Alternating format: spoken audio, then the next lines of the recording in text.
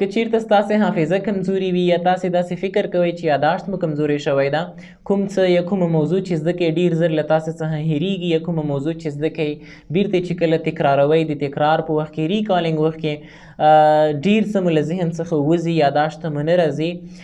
نو که چیرته تاسې غواړئ چې خپله حافظه مو قوي کړئ نو موږ درته یو طریقه ښایو 3 2 and 1. دغه طریقه در سره تعقیب کوئ، دا فالو کوئ، په دې باندې عمل وکړئ نو تاسې به په خپله حافظه کې تر ډېره حده پورې یو مثبت بدلون ووینئ. ګورئ 3 2 and 1 دا څه معنا لري؟ لومړی 3 یعنې 3 د دې مطلب دا دی چې د شپې د خوب څخه یا د ویده کېدو څخه 3 ساعته مخکې هیڅ شی مه خورئ. مثلا که تاسې د شپې په 10 بجې ویده کېږئ نو له 7 بجو څخه وروسته هیڅ شی مه خورئ. دویم دا 2 یعنې 2 د دې مطلب دا دی چې د شپې د ویده کېدو څخه کم از کم 2 ساعته مخکې یو داسې کار وکړه، یو داسې فعالیت وکړه چې هغه تا ته روحي آرام درکوي، سکون درکوي، ته ورسره خوشحاله کېږي.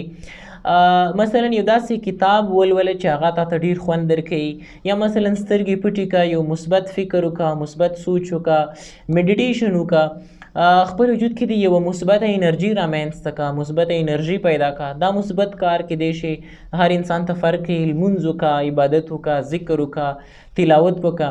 له یو داسې چا سره کښېنه چې په کښېناستو سره یې تا ته خوشحالي میلاویږي، آرام او سکون میلاویږي. مثلا له والدینو سره کښېنه یو لنډ وخت لپاره، خپل اولادونو سره یو لنډ وخت لپاره کښېنه.